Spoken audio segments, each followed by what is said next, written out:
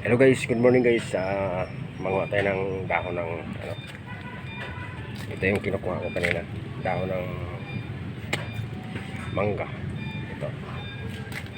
Para sa panlalabo ng mata.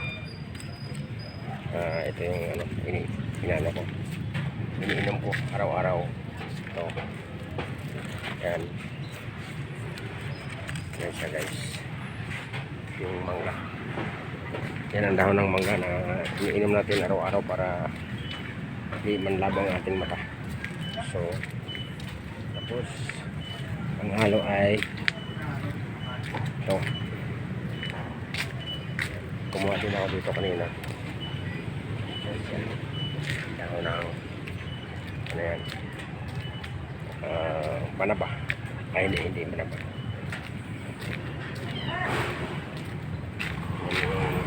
Hinalo ko dito sa aking iniinom. Ito na ano na ako, magsalang na ako. Ito yung sinalang ko. Yan guys, yung gamot natin pang araw-araw, maintenance sa mga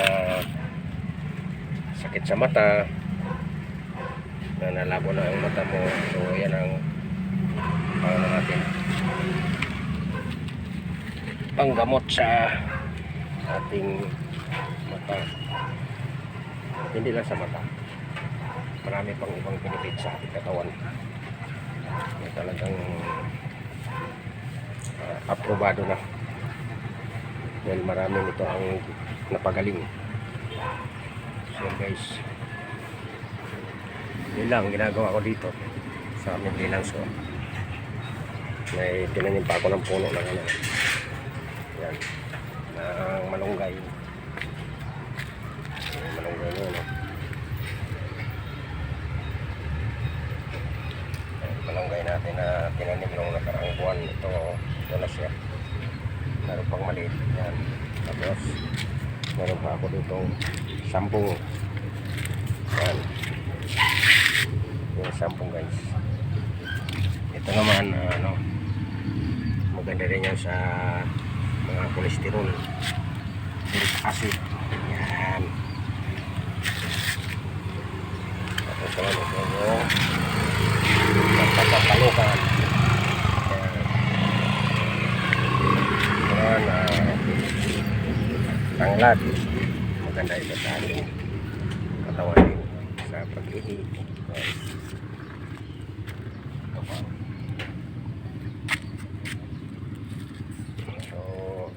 Tinanim ko dito guys, maganda ito sa ano, sa ating kalusugan para may pakinabang yung pagtanim natin sa ating halamanan.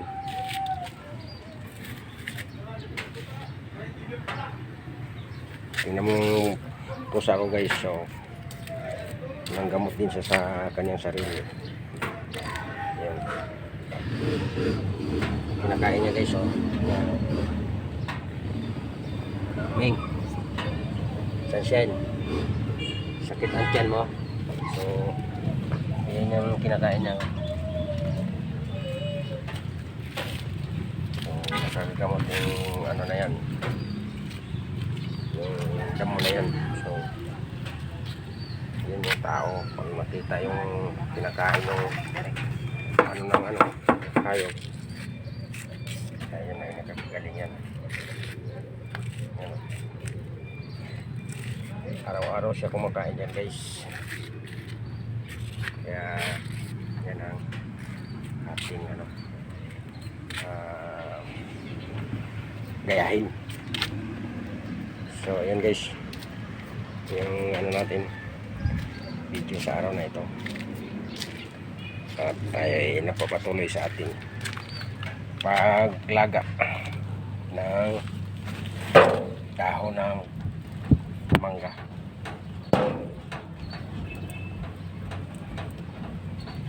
Kaso lang wala tayong uling guys.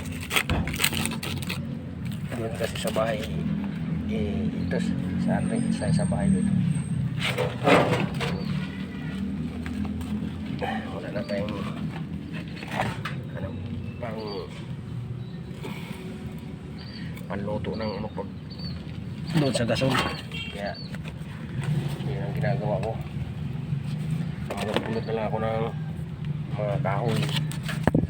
Saka itong karton para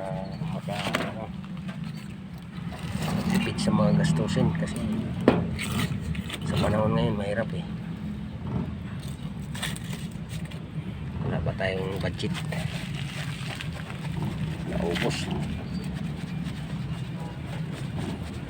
Hirap guys, no?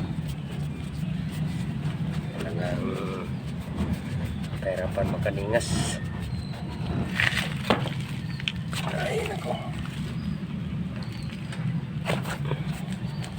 araw-araw ito guys yung ginagawa ko, pang maintenance ko sa aking katawan, sa aking sarili. Yun, makisama naman yung apoy. Pag magsunog kayo ng mga bahay, grabe yung mga apoy na yan. Pag dito na mahirap kayo paningasin.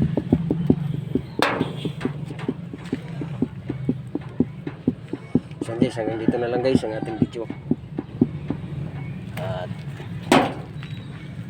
sundan nyo palagi ang aking mga vlog, ay mayroon kayong makukuhang doon tip doon sa ating mga tawa na mga maintenance na pulot-pulot lang dito sa tabi-tabi, pero may halaga. Dito guys, hanggang dito lang guys ang likod ng City Vlog. Bye bye.